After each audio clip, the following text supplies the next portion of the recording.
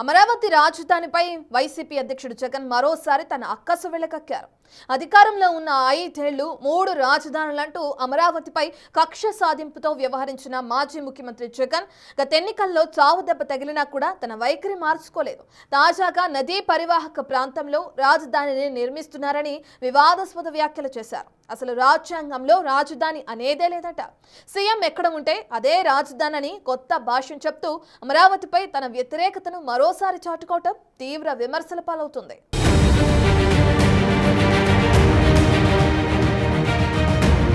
అమరావతిని అప్పటి ముఖ్యమంత్రి చంద్రబాబు రాజధానిగా ప్రకటించినప్పుడు ప్రతిపక్ష నేతగా ఉన్న జగన్ అసెంబ్లీ సాక్షిగా ఆమోదం తెలిపారు. అయితే 2019లో అధికారంలోకి రాగానే అధికార వికేంద్రీకరణ పేరుతో 3 రాజధానుల ప్రకటన చేసి అమరావతికి భూములిచ్చిన రైతుల ఆగ్రహానికి గురయ్యారు. రాష్ట్రాన్ని పాలించిన 5 ఏళ్లు అమరావతిలో జరిగిన అంతో ఇంతో అభివృద్ధిని పాడుపెట్టారు. మరోవైపు 3 రాజధానుల దిశగా ఒక్క అడుగు కూడా వేయలేకపోయారు. ఎగ్జిక్యూటివ్ క్యాపిటల్ చేస్తానన్న విశాఖపట్నంలోని ఋషికొండపై తాను తిరిగి అధికారంలోకి వస్తానన్న ధీమాతో తన నివాసం కోసం ప్రజల సొమ్ముతో విలాసవంతమైన ప్యాలెస్ నిర్మింపజేసుకున్నారు.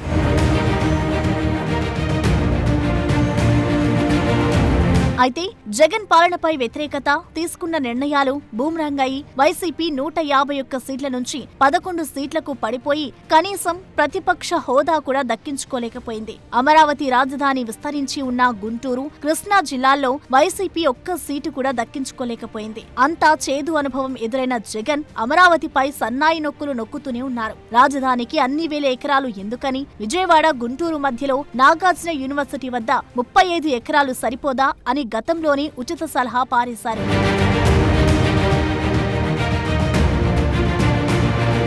తాజాగా మాజీ సీఎం జగన్ అమరావతిపై కీలక వ్యాఖ్యలు చేశారు. రివర్ బేసిన్ లో అంటే నది పరివాహక ప్రాంతంలో ఏపీ రాజధాని నిర్మిస్తున్నారట. నదిలో భవనాల నిర్మాణాలకు అనుమతి ఇవ్వడం కరెక్టా అని జాతీయ మీడియా ముందు ఇంగ్లీష్లో ప్రశ్నలు సంధిస్తున్నారు. రాజధాని నిర్మాణానికి అమరావతి సరైన ప్రదేశం కాదని, విజయవాడ, గుంటూరు మధ్య అయితే పర్వాలేదనుకున్నారు. అయితే చంద్రబాబు మాత్రం నది పరివాహక ప్రాంతంలో రాజధాని నిర్మిస్తానంటున్నారని జాతీయ స్థాయిలో అమరావతిపై బురద జల్లే ప్రయత్నం చేస్తున్నారు. What Chandrababu Naidu is doing is, he is building the capital, the so-called capital, in a river basin. In fact, this is something which the Supreme Court should take cognizance of. Nobody is allowed to even build a building in a river basin. Whereas here, Chandrababu Naidu is conceiving a city in a river basin. I do not know where the fuse and the plug is. But one should seriously consider this aspect is the most important aspect.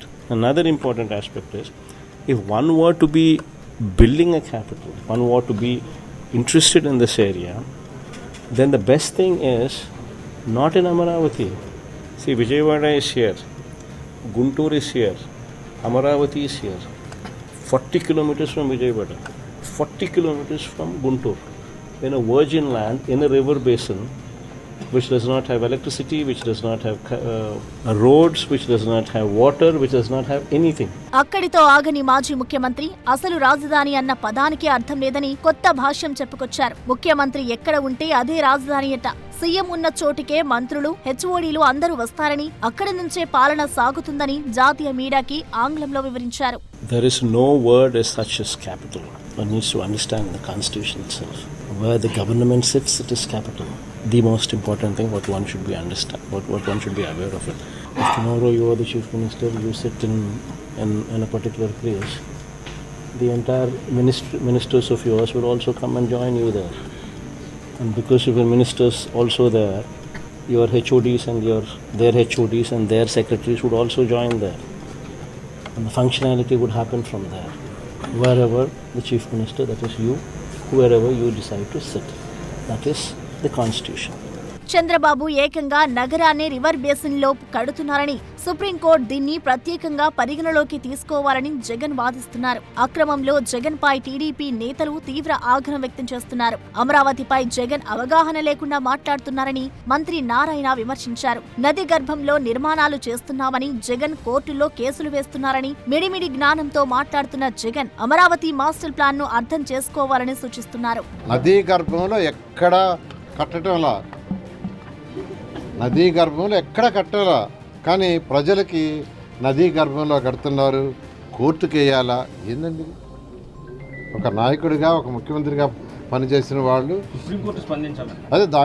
అదే చెప్పేది, దాని మీద study చేసి చేయాలి. కానీ ఎక్కడ కడుతున్నారు, ఏంది, దాని మాస్టర్ ప్లాన్ ఏంది, ఎలా ప్లాట్లు అలాట్ చేశారు, ఏ ఏరియాలు అలాట్ చేశారు అనేది డిస్కషన్ ఏమీ లేకుండా విడివి జ్ఞానంతో ఈ విధంగా మాట్లాడదు తప్పు. యాక్చువల్గా రివర్ బెడ్ అంటే ఏంది, రివర్ బేసిన్ అంటే కూడా తెలుసుకోవాలి. అందుకే అదే చెప్పింది, స్టడీ చేయాలంటండా. అంతేకాకుండా విజయవాడ నుంచి 40 కిలోమీటర్లు ఏమో చెప్పారు. ఇప్పుడు వచ్చేసింది వెస్ట్రన్ బైపాస్ రోడ్డు 3 కిలోమీటర్లు అవతలకి విజయవాడ అవతలకి 3 కిలోమీటర్లు. ఇంకొక ఐకానిక్ బ్రిడ్జ్ వస్తుంది. కాబట్టి ఏదైనా మాట్లాడేటప్పుడు నాయకులు దాన్ని పూర్తిగా స్టడీ చేసి ఆ తర్వాత మాట్లాడితే బాగుంటుంది. ఇలాంటి ఏమవుతుందంటే ప్రజలని రాంగ్ డైరెక్షన్లో పట్టించినట్టు ఉంటుంది. రివర్ బెడ్, రివర్ బేసిన్ కు జగన్ తేడా తెలుసుకోవాలని, వాస్తవాలు తెలియకుండా ప్రజలను తప్పుదోవ పట్టించడం తగదని నారాయణ మండిపడ్డారు. అమరావతి ముందుకెళ్లిపోతుందన్న దుగ్ధతతోనే జగన్ అవాస్తవాల ప్రచారం మొదలుపెట్టారని, జగన్ ఎన్ని ప్రయత్నాలు చేసినా అమరావతి ఆగదని స్పష్టం చేశారు.